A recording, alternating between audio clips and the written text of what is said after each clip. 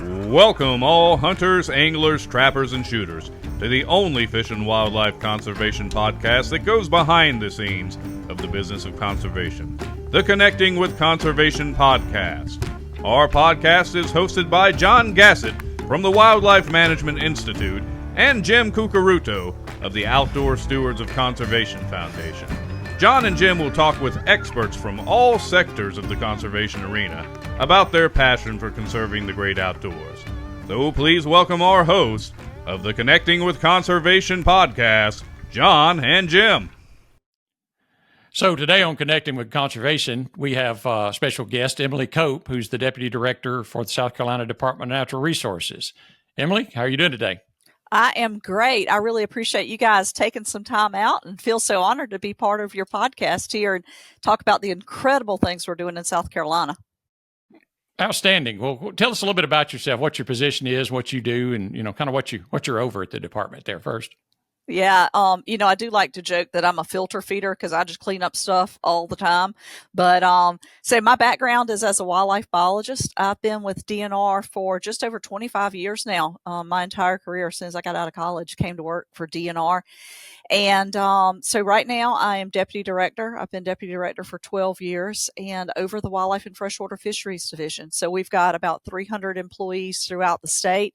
We do everything on the wildlife side, from wildlife management areas to research, threatened and endangered species, and on the fisheries side, everything from the freshwater aquatic side, from freshwater mussels to hatcheries, providing public fishing opportunities in state lakes and trying to make habitat improvements on our rivers and reservoirs.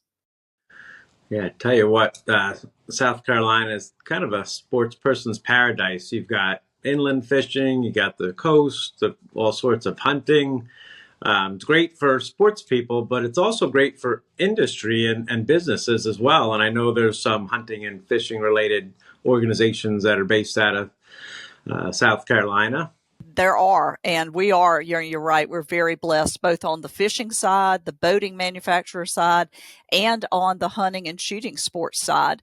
In fact, large manufacturers and industries such as Palmetto State Armory, their owners have roots in South Carolina and they have expanded stores out.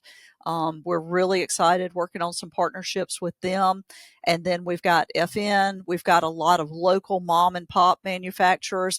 We've got some who don't pay excise taxes, but we have even worked to try to build relationships with them because they still have the same customers we do, and we still have the same interest in providing opportunities. So the more and better opportunities we provide, the more product that they can sell. And we want to keep them here in South Carolina. We think the best way to do that is to form good partnerships and relationship with them and just share with them about what we're doing here at DNR.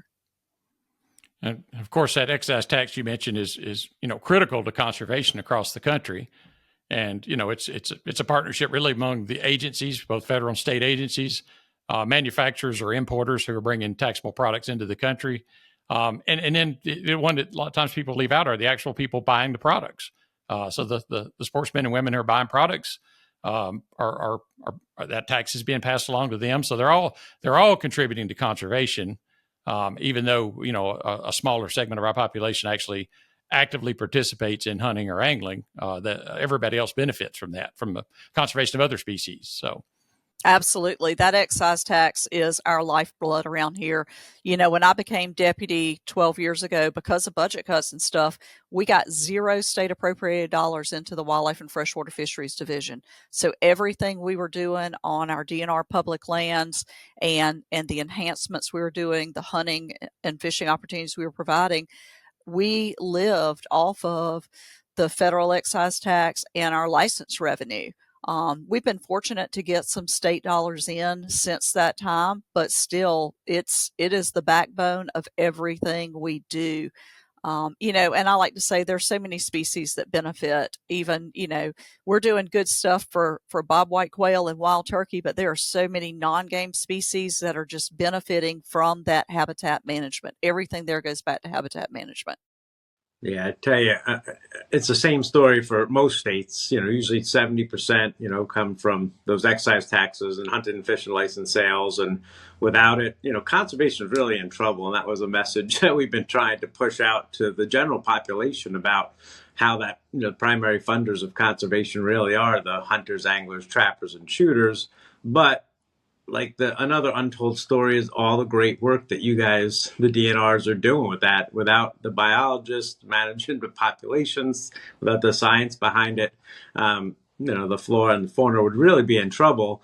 And you also buy land and wildlife management areas with those funds and stuff too that everybody can use, right? Yeah, absolutely. And in fact, before I moved into the deputy director's role, one of my key job functions was to purchase land to put into public ownership for our constituents. And, outside of there, I loved it because there are so many components to it. There's we're going to protect it, and which is going to protect the waterways and, leave good ecosystem services on the ground, and we're going to open it up for public hunting. But also outside of public hunting, there's the nature walking, the photography, the bird watching, and just all of those other side uses that our constituents do. And so one of the things we try to encourage our constituents to do is, even if you don't hunt, buy a hunting license, because that money truly goes into conservation. It helps us leverage more of these federal dollars and do good things for wildlife, improving wildlife habitat, buying more public land so they have more public, recreation opportunities. And just, if go hunting if that's your thing, but if not, just get out and enjoy nature. We recognize the importance of voters in South Carolina because we think they have a huge influence on conservation. And so I tell people, we want to create more hunters, but we want to create conservationists who are going to support our natural resources and what we do as well. So it's really just trying to fit all those in to do that so that no one feels like they're left behind. And as you guys know from everything you do, that can be quite a challenge sometimes, is trying to navigate that. Sure. And it can be difficult to not just navigate it, but quantify it. How do you count users who don't buy licenses? How do you count the benefits associated with good habitat management? You filter strips to filter out sedimentation, clean air, clean water. There's tons of ancillary benefits to the conservation funding machine that we're talking about here that most people never know about. They don't think about it. It's just they're happy to have it. Exactly. And they don't realize most of them just don't realize how it's funded, and that if it weren't for hunting license dollars and excise taxes, we absolutely would not be able to put conservation on the ground like we do. Mentioned, no one left behind, right? And it kind of reminded me that hunting and fishing and trapping and target shooting is for everybody. Everybody can do that. And when I first got into the industry 15 years ago, not everybody was doing it, right? A lot of Jim and John looking folks were doing it. But I was really impressed with South Carolina because you were one of the first to kind of hire that have, a focus on diversity and the Hispanic market and stuff. And I appreciate you guys being a leader in that effort. Yeah, too. absolutely. And, South Carolina is a very fast growing state, and one of the fastest segments of our population are Hispanics. And so, we know they were starting to get into hunting and fishing in the outdoors. We see them out participating in these activities, but we also want to make sure that they know what the rules and regulations are, that they're doing it the right way so that they don't get in trouble just simply by not knowing. But also, how do we get more of them into conservation? And so several years ago, we hired a Hispanic outreach coordinator. And I do like to joke that, it's like we found a unicorn, because she had a degree in biology and natural resources. And so she was actually one of our summer interns, and we were just so impressed. And it's like, we have an incredible opportunity to hire someone who knows that culture, who is part of that culture, but also understands conservation. And we're pretty much the envy of all other states. Absolutely. Well, one of the other priorities for this podcast too is to talk with industry and let them know that when the states use those excise tax dollars to do these things, like buying additional public lands, creating ramps or shooting ranges or whatever, they are in fact, and even diversity and recruitment type programs, you're in fact using the money that they're giving you to recruit customers that become their customers too. They have to buy fishing rods and equipment and tackle. They have to buy ammo. They have to buy shotguns and rifles. So, it's a benefit all around, I think, when it works right. It absolutely is, and each is just it's a great circle where we just continue to support each other. Again, as I said, we've got the same customers, we've got the same constituents. They want to be outdoors. If we can provide them the opportunity, then our industry partners have way more opportunity to sell more product. It generates additional funding for us, and we just go back into that conservation cycle. And we've done a lot. We've got just over 1.1 million acres of public land in South Carolina that's in our WMA program. We lease a large portion of that, but DNR actually owns over 300,000 acres that we are directly responsible for as an owner. And so we've got staff out all across the state. They're managing these properties to provide good habitat. They're running these hunts. We've got a variety of draw hunts where people kind of put in through a lottery system and get pulled. We've got properties that are open just on specific dates and times for anyone who has a wildlife management area permit to come in and enjoy our properties. And then, they're open for general public use. And so our hope is to really try to continue to educate everyone about everything you can do on our wildlife management areas. Because if people who may not normally hunt go out and realize, wait a minute, it's not that intimidating to come out to a wildlife management area, and what a beautiful piece of property. Hey, maybe I'll take up hunting. Our dove hunts and small game hunts are such a great entry level opportunity. And so I'm excited. We have got a program in South Carolina called Take One, Make One. And so it's it's run by our law enforcement division, but it looks at introducing people to hunting. So we've got an aquatic education program on the freshwater fisheries side, but our hunting outreach and education program is in our law enforcement division through our hunter education program. But our Take One, Make One program, they have young high schoolers and some middle schoolers that they are mentoring, taking out and providing them mentor deer hunts, turkey hunts, small game hunts, hog hunts, and teaching them all about it. But in addition to that, they run clinics for both youth and adults where we bring people in. And for example, in a deer clinic, we do the safety talk, we do a little bit of a biology background, and they teach them everything from here's how you prepare for the hunt, here's what you're going to need, here's how you clean and prepare the animal for food once it's harvested. We feed them whatever whatever we're cooking or hunting, we try to cook for them. And then we take them on a hunt, on a mentored hunt, to give them the full scope experience of, this is not that intimidating. Let's get you into hunting. Let's show you everything from start to finish on what you need to know. And those have been very well received. Yeah, I tell you, it's through the research that's been conducted over the years. There's millions of people that want to get started doing these things, and information is one of the key things they need. So you're doing a great job with that, hunting and fishing. But you're, like you said, you have industry there, FN and Palmetto State Armory, that might not be huge hunting companies, but you also do a lot for target shooters in South Carolina as well, I think. Yes, we absolutely do focus a lot on our shooters. Over the past probably 10 or 15 years, we've really ramped up our ranges in South Carolina with both adding on new ranges and making renovations. So we have 4 manned ranges in South Carolina as well as 2 unmanned, and these provide both pistol, rifle, and shotgun shooting opportunities. They have been so well received by the public, and they kind of gave me grief when I was in the land purchasing business. I did a little bit of writing grants and getting money for some new ranges, and one of the places we put one, some people are like, nobody is ever going to go there and shoot at that range. You just built a range that's never going to get utilized. And now I hear, wow, I can't believe how many people are coming out to this range and shooting. So they've been good for the general public. They've been great with our youth shooting sports programs. That's one thing we still hear from a lot of our high school shotgun coaches is just finding a place for them to go practice. And so we're still in the business of trying to build and expand some ranges.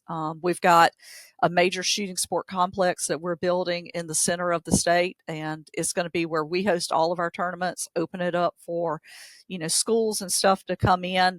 So our shotgun sports, we focus on sporting clays, trap, and skeet. We have multiple qualifiers and shooting tournaments throughout the state, and then we have one big grand finale. We call it the Governor's Cup, and it's recognizing the team that is the best at shooting all three of those events. The really cool part is, both with that and with our our South Carolina Archery in the Schools program, is it's not just the students that we're getting, it is the spectators and the parents. And so what we've seen is, as students start to get engaged in this because they enjoy either shooting archery or shooting shotgun, that the parents and family members go, wow, you know what, this would be a fun weekend thing. Maybe we're going to get into shooting too. And so just looking at the number of people that show up to support students in these tournaments and just get engaged, it's exciting. The other cool thing we do is we raise a considerable amount of money for scholarships at both our archery tournament, our statewide archery tournament, and our statewide shotgun sport tournaments. And it is really exciting to watch these youth not only participate in what they do, but hopefully walk away with a scholarship that'll help them in their college education. So speaking about the attendees, because that's something, Archery in the Schools started here in Kentucky, and that's something we noticed right off the bat, is that once the spectators get past the unfamiliarity of the sport, not knowing about archery or not knowing about, small bore rifle shooting or shotgun shooting, it becomes another little league following or travel team following or high school football team, football game sort of scenario. People show up because it's competition, it's kids, it's safe, and they like watching it. And yeah, we've seen that happen a number of times, just where, as those programs grow and mature, they get a bigger and bigger following of spectators that just want to come watch. Yeah, absolutely. They do not mind traveling, and that is really good for our economy in South Carolina. So, it's just kind of a multiplier effect as we provide these programs. We're benefiting from it from the conservation standpoint. These students are, talking to each other about, hey, I've got this gun, or these are the shells I shoot, and here's my new shell bag. And, the next thing is, oh, well, I want to go get what I saw there at that tournament. Did you see the chokes they had? So it is great. It is so exciting, and the energy and support for it is tremendous. Yeah, I tell you what, it's we were just talking about, getting started is not all that hard, but hold on to your wallet, because sometimes you get, just like anything else, you got to have something else. But I've been to South Carolina a bunch recently. I'm actually heading down there soon for the POMA conference in Pinewood at the is it the South Carolina Waterfowl Association? Do you guys do anything with that group? We do have a partnership with Waterfowl Association.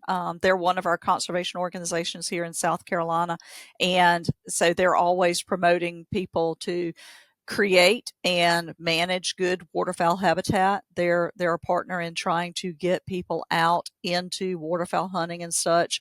And, I think the thing I need to give them the most credit for is the conservation education programs they've had. Dave Walicki has built an incredible conservation education program there at the Waterfowl Association, running camps during the summer for students, running Camp Leopold, and really trying to reach out to teachers and stuff and figure out how to get conservation education on the ground with these groups, directly with students, but also through some of the schools. So I grew up in the state next to you, to your south, and I was in graduate school. I'm working on my wildlife degree before I realized how extensive y'all's waterfowl management was along the coast of South Carolina. You don't think people don't think off the cuff of South Carolina being a big waterfowl state, but y'all do a tremendous amount for waterfowl on the coasts. And I know you got tons of PR and NACA dollars and that sort of thing tied up in it. So tell us a little bit about some of your waterfowl projects. Oh, great. Yeah. We have put such a serious investment in our waterfowl areas over the past few years. Because if you think about it, starting back in 2015, there was about 7 years in a row that we got hit with storms, floods, hurricanes. I mean, y'all, I'm not gonna lie, every year hurricane season rolls in and we just kind of start holding our breath going, please avoid us. We have one property in general that we've spent between $7 and $8 million doing a complete renovation.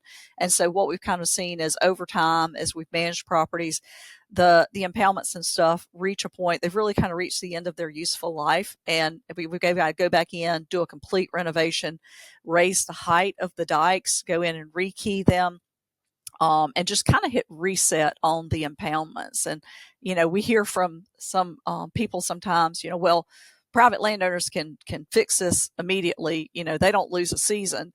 Well, what they don't realize is the amount of dikes we have on our coastal impoundments. I mean, I have one impoundment that has 17 miles of dike, and it's only about 800 acres. So it's a lot to manage. It's a lot to keep up with. We are working really hard to maintain quality waterfowl habitat. And some of our properties like Santee Coastal Reserve, they're like 23,000 acres. I will put them up against anywhere on the Atlantic coast. They are such a treasure. We're struggling with Mother Nature, trying to figure out how to deal with climate change and sea level rise and more storms and stronger storms, because that, in maintaining those areas, that's what it's going to take. But thank goodness, we were able to get in some FEMA funds because to help with some of the disaster damage we had. And we've also been incredibly competitive at utilizing North American Wetlands Conservation Act grants as well as coastal wetlands grants by working with our partners. And Ducks Unlimited has been a huge partner for us in our waterfowl renovations and enhancements. They've got some great technical expertise. They've assisted with grant writing and finding match. We've brought a lot of match to the table, and our General Assembly has been really generous the past few years in giving us money to put into enhancing and repairing our waterfowl areas. And so, that's great for waterfowl hunters. I need it to be cold weather up north, so the waterfowl do want to come to South Carolina, but we want to make sure when they get here, they've got quality habitat and good food sources to get them what they need while they're here and prepare them to migrate back. And even after waterfowl season's over, we leave water on our impoundments for a while because we recognize the importance of other migrating waterfowl that come through. And in addition, all the other non-game birds that utilize these wetlands and impoundments. And so just trying to get as much conservation benefit out of our management efforts and the dollars we put into these as possible. And as I will tell you, the bird watchers cannot wait for waterfowl season to be over, because we do not let them in. We don't let anybody in except for waterfowl hunters during waterfowl season. But once waterfowl season's over, it is just a huge number of people visiting our properties to come and bird watch.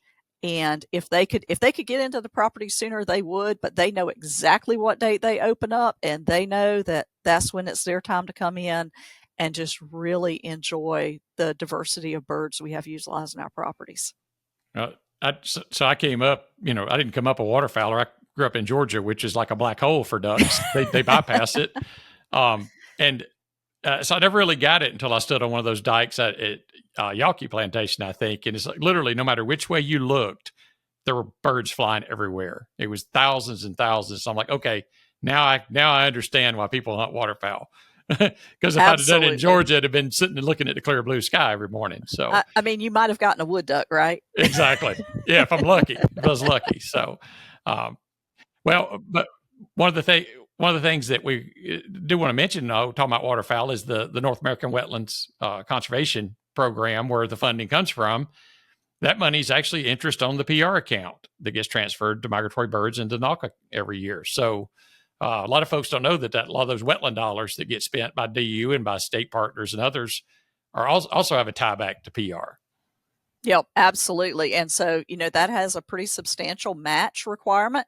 I assume it's still, I haven't written an ALCA grant in a while, but like 1-to-1, and you get extra credit if you go 2-to-1 on match. So we make sure we're leveraging those dollars as much as we can.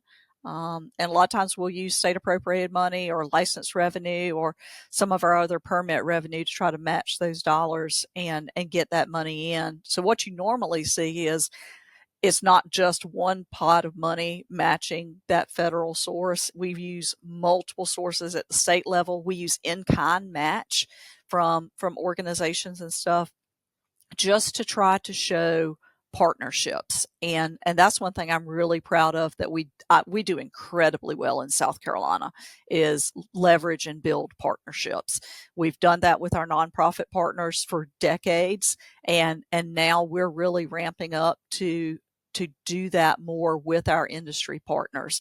So it's exciting. In fact, here in a couple of weeks, we actually are hosting some of our firearm industry partners at one of our properties, trying to show them around and show them firsthand what we're doing with excise tax dollars. Oh man, that's great to hear. And there's so much to do and so much to manage, and the people listening, it's hard to fathom managing thousands of species and hundreds of thousands of acres, but you guys do such a good job doing it. And again, you need those funding sources to do it. And we haven't even got into, fishing much, but, I came down there last summer and we, Outdoor Stewards of Conservation Foundation, we really want to promote that message on conservation funding. So we made a video with you guys at one of your fish hatcheries, and we went to Rather Outdoors, and I know you've got Pure Fishing down there as well, but tell us a little bit about all the fisheries that you guys manage as well. Sure, absolutely. So we have a huge diversity of fish species and opportunities in South Carolina.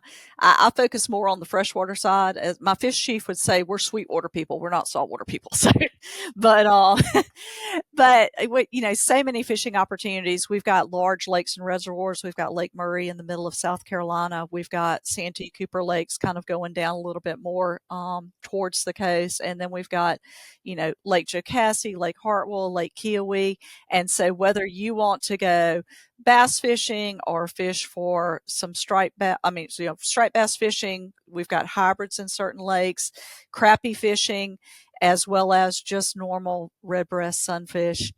We have opportunities for people to get out there, a little something for everyone. And then our public lakes and rivers are just so wonderful when it comes to diversity. And I'm probably a little more biased to them because I grew up fishing in the swamps of South Carolina. And somebody asked me the other day, they're like, okay, it was actually in an interview, and they're like, okay, what's your favorite fish? And I was like, hands down, a redfin pickerel. And because it is just this small little fish that I love a red rooster tail, and when you're throwing it, they just kind of attack it out of the middle of nowhere. And, but you kind of got to be wading through the mud of the swamp to catch them where I used to go anyway. So we do have some great fishery resources, and that's been recognized because if you look at the number of national professional fishing tournaments that are coming to South Carolina, we are continuously hosting large level fishing tournaments. And again, that all goes back into good for the economy of South Carolina. We are a fishing destination. We've been ranked in the top states for fishing. We've got some of the best lakes nationally, and so we're gonna keep doing that. We've started going to ICAST, the fishing industry trade show down in Florida several years ago, and have really built some good relationships with those manufacturers. And they've become family to us. So we communicate with them regularly. They like being in South Carolina because we've got great places for them to showcase their products, and we want to keep them here. So do your fisheries and saltwater folks fight over the brackish species? Occasionally, only if there's extra money involved. Yep. I think the last time I was fishing in South Carolina was for redfish down on the coast. So, yeah. That is fun. That is I love getting out there and going wading. And I mean, once you start watching their tails and stuff, it becomes quite the challenge of, I want that fish. I saw him. Where'd he go? Well, I'll tell you what, with all, the encroachment of humans, right? You got 320 million humans now. It's hard to, again, manage. You have to manage population scientifically, and you guys are doing a good job of that. Where can folks learn more about what you're doing if they want to get involved in, hunting or fishing or trapping? Where's a good spot to send them? Sure. Well, first place I'd recommend is our website, because we have information on all of our programs on the website, as well as contact information for our staff. And I would say also always feel free to reach out and give us a call. Call our staff. We love to talk about what we do. Our staff are the most passionate, dedicated people that I've ever met in my entire life. And I consider myself very, very fortunate to serve amongst such an incredible group of people. But check out our website. We've got social media presence with Facebook, Instagram, and others, and try to put out, we try to put out there, hey, here's what's going on. Here's what we're doing. The challenge with those is we are just doing so much. And so it's kind of like, okay, whose turn is it today to have a post on social media? Because all of us could keep a page busy just ourselves. But we do all of that. We've got a Gov delivery program. So if you go to our website, you can sign up for email updates. You can sign up for every email update that DNR sends out, or you can pick the specific topics that you want to hear about. And so that's probably one of the best ways to get regular communication from us here at DNR. And, Jim, you were mentioning about just the vast array of stuff we do. The general public has no clue how complex the issues are we're dealing with, or just the diversity of species. I mean, and activities. I talk to people all the time, and they're like, oh my gosh, I didn't know DNR did that. And like most conservation organizations, I think we've done a really sad job of selling what we do. We want to show up, come to work, and do a good job and get it done and take great pride in it. And you kind of just assume people know, but we're working to try to get the word out a little bit more. And that's one of the reasons John and I started this Connecting with Conservation podcast, to get the word out about the good work you're doing. I mean, you're so busy taking care of, the environment. Hopefully you're having some time to have some fun yourself. You said you used to go after those pickerel back in the day. What are you looking forward to getting out after? So I love getting out and doing really any type of hunting and fishing. That's how I grew up. I do joke that I learned at a very early age it was more fun to go hunting and fishing with Dad than stay home and do housework with Mom. So I chose to go hunting and fishing. I mean, I'm a smart cookie. I knew. But, we're finishing up our legislative session, so I've been pretty busy with that. As soon as that's over, I'm going fishing. I'm going to go back down to the swamp. It's a good time of year to do some red breast fishing and just get out there and enjoy the woods and enjoy nature. So that's going to be next on my list. And then I'll get pretty geared up again when dove season rolls around, man. I love to dove hunt, love to deer hunt. Just got into quail hunting the past couple of years. And so I usually go once or twice a year, go quail hunting. So I was able to take a break from the legislature and do that some this past spring. But next is getting out and going back fishing in the swamp. It's hard for people to find you down there, and cell phones usually don't work. And when you work for the government, sometimes not being found is a good thing. So. I have learned to truly appreciate those places with no cell service. Mm-hmm. Well, Emily, we appreciate you spending some time with us today, talking about all the great things that South Carolina DNR is doing. Obviously, we're big fans of you and your agency, so keep up the good work. And I now fish. I've known you for years, but now I know someone whose favorite fish is the redfin sucker. Pickerel. Redfin pickerel. Sorry, redfin pickerel. If you ever come down to South Carolina, like you keep promised me you're going to do, and spend some time recreating down here, I can teach you a thing or two. I might need to do that. We'll have to make a plan. Absolutely. Guys, I appreciate it. I'm so glad y'all are doing this podcast. This is great. Everything we can do to just kind of put the word out and educate people, that's going to be really important. We appreciate everything you do too. So saying thanks for doing all you're doing. My pleasure. Happy to do it. We're going to keep at it and keep doing good things. Thanks for listening to this episode of the Connecting with Conservation podcast. Please do us a favor and tell your buddies, friends, family, and others about what you've learned here today. If you like what you heard, come on back anytime and listen to another episode of the Connecting with Conservation podcast.